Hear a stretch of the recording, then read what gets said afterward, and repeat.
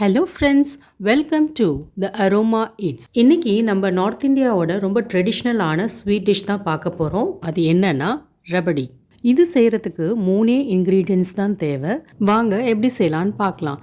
அதுக்கு முன்னாடி நம்ம சேனலை இது வரைக்கும் சப்ஸ்கிரைப் பண்ணாதவங்க சப்ஸ்கிரைப் பண்ணிக்கோங்க, பெல் ஐக்கானையும் கிளிக் பண்ணிக்கோங்க. ஒரு பாத்திரத்தில் 1 லிட்டர் அளவு பால் சேர்த்துக்கோங்க. இது ஃபுல் க்ரீம் மில்க் தான் எடுத்திருக்கேன்.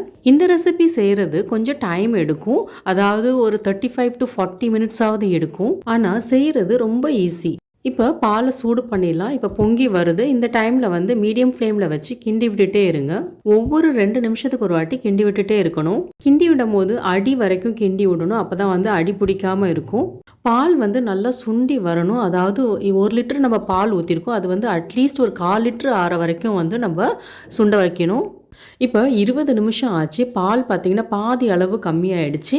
இப்போ கிண்டி விட்டுட்டு சைடில் வர மலாய் இருக்குல்ல, அதாவது பால் ஆடை இருக்குல்ல, அதையும் சேர்த்து இதோட கலந்து விட்டுகிட்டே இருங்க. பாருங்க, பால் ஆடை எவ்வளோ அழகாக மேலே ஃபார்ம் ஆகுதுன்னு பாருங்க.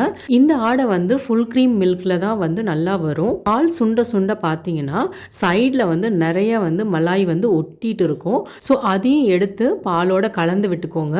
இந்த டைமில் வாசனைக்காக ஒரு 1/4 டீஸ்பூன் அளவு ஏலக்காய் தூள் சேர்த்து கலந்து விட்டுக்கோங்க. அடுத்து சர்க்கரை ஒரு 1/2 கப் அளவு சேர்த்துக்கோங்க. உங்கள் டேஸ்ட்டுக்கு ஏற்ற மாதிரி கூட குறைச்சி சர்க்கரை சேர்த்துக்கலாம். பால் பார்த்தீங்கன்னா 3/4 பதத்துக்கு கம்மியாயிடுச்சு. இந்த டைமில் கொஞ்சம் முந்திரியும் பாதாமும் குட்டி குட்டியாக நறுக்கி அதையும் சேர்த்துக்கலாம். இப்போ ஸ்டவ் லோ ஃப்ளேம்லேயே இருக்கட்டும், இல்லை அப்படின்னா அடி பிடிச்சிரும். ரபடியோட பர்ஃபெக்ட் கன்சிஸ்டன்சி இதுதான்.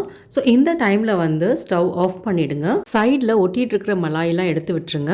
இப்போ நல்லா ஆறட்டும். நார்த் சைடில் பார்த்தீங்கன்னா இந்த ரபடியோட ஜிலேபி வச்சு சாப்பிடுவாங்க. அது செம காம்பினேஷனாக இருக்கும். இப்போ இதை ஒரு சர்விங் பவுலில் சேஞ்ச் பண்ணிடலாம். இந்த டெசர்ட்டை கொஞ்சம் சில்லுன்னு சர்வ் பண்ணிங்கன்னா நல்லாயிருக்கும். இதுக்கு மேலே கொஞ்சம் நட்ஸ் போட்டு கார்னிஷ் பண்ணிடலாம். இதில் பாதாம், பிஸ்தா, முந்திரி இதெல்லாம் கட் பண்ணி போட்டுக்கலாம். ரொம்ப சுவையான ரபடி ரெடி. இந்த ரபடி சாப்பிடும் போது பார்த்தீங்கன்னா அந்த மலாய், அதாவது அந்த பால் ஆடையை நம்ம பாலோட மிக்ஸ் பண்ணி சேர்த்துருக்கோம்ல, அந்த டேஸ்ட் வரும், ஸ்வீட் டேஸ்ட் வரும். ஸோ ரொம்ப ரொம்ப ரொம்ப டேஸ்டியாக இருக்கும். இந்த ரெசிபி உங்களுக்கு பிடிச்சிருந்துச்சுன்னா கண்டிப்பாக உங்கள் ஃப்ரெண்ட்ஸ் ஃபேமிலியோட ஷேர் பண்ணுங்கள். வீட்டில் ட்ரை பண்ணிவிட்டு எப்படி வந்துச்சுன்னு கண்டிப்பாக கமெண்ட் பாக்ஸில் கமெண்ட் பண்ணுங்கள். நம்ம சேனலை இது வரைக்கும் சப்ஸ்கிரைப் பண்ணாதவங்க சப்ஸ்கிரைப் பண்ணிக்கோங்க, பெல் ஐக்கானையும் கிளிக் பண்ணிக்கோங்க. தேங்க்யூ.